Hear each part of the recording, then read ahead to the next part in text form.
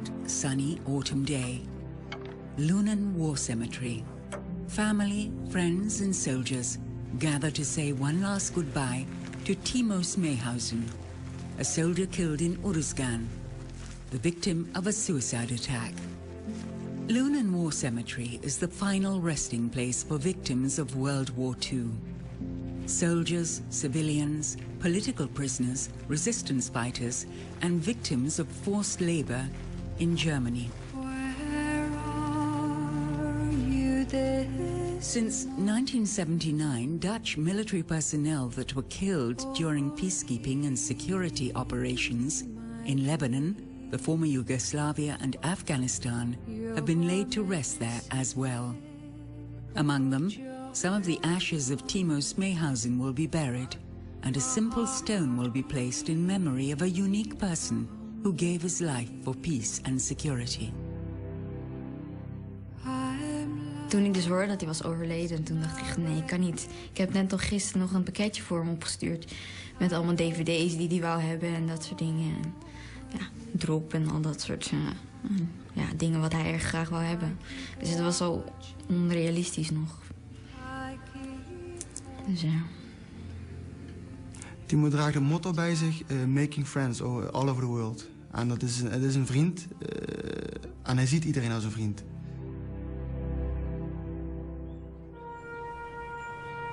The Netherlands War Graves Foundation maintains nearly 50,000 graves of Dutch war victims.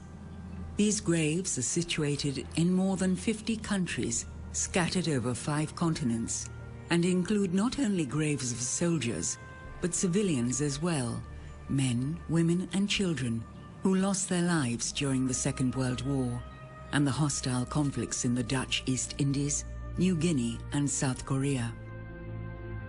In the Netherlands, the foundation maintains 2 war cemeteries. France, Austria, Norway and England each have 1 war cemetery. Germany has 7. These cemeteries hold victims of concentration camps and other victims of the Nazi regime.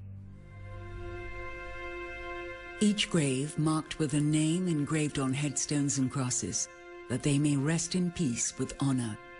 Behind each grave a story of a person, a unique individual who lived with his fellow men, loved ones and comrades, who died, often far away from home, for freedom so that those who survived were able to build a future again.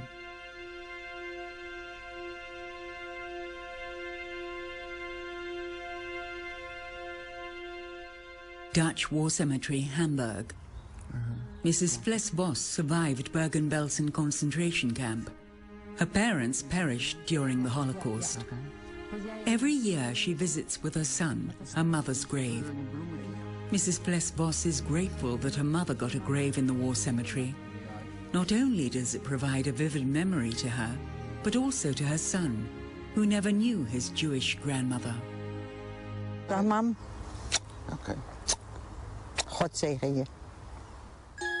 In Java, Indonesia, the Netherlands War Graves Foundation maintains 7 war cemeteries. More than 24,000 victims of the war in the Dutch East Indies are buried here.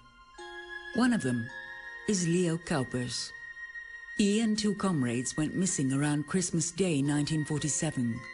Their bodies were later found, mutilated beyond recognition. The graves were marked as unknown soldiers. 58 years later, Leo's 2 sisters make a pilgrimage to the Pandu War Cemetery. At a special ceremony, the names of the 3 soldiers will be revealed. For Riek and Dini Kuipers, this is the day they've been hoping for. The day their brother Leo is no longer buried without a name. Dat ik zijn naam nog zag staan hier ver in de vreemde. Terwijl die eigenlijk nooit meer gedragen heeft, 58 jaar niet meer. Hè. Want het was altijd dat ze onbekend waren. Hè. Dus dat was een heel bijzonder moment voor mij. En toen ik dat zag, ja, toen heb ik gezegd tegen hem, je rust nu hier, blijf maar mooi rusten. Eigenlijk lig je hier al zo lang, we zijn nooit bij kunnen komen. En nou laten we hier achter.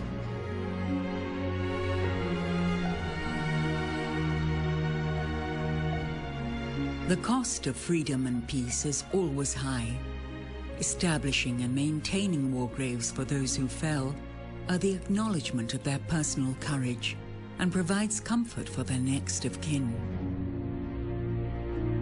But a war grave is also a plea for peace in the past, today, and in the future.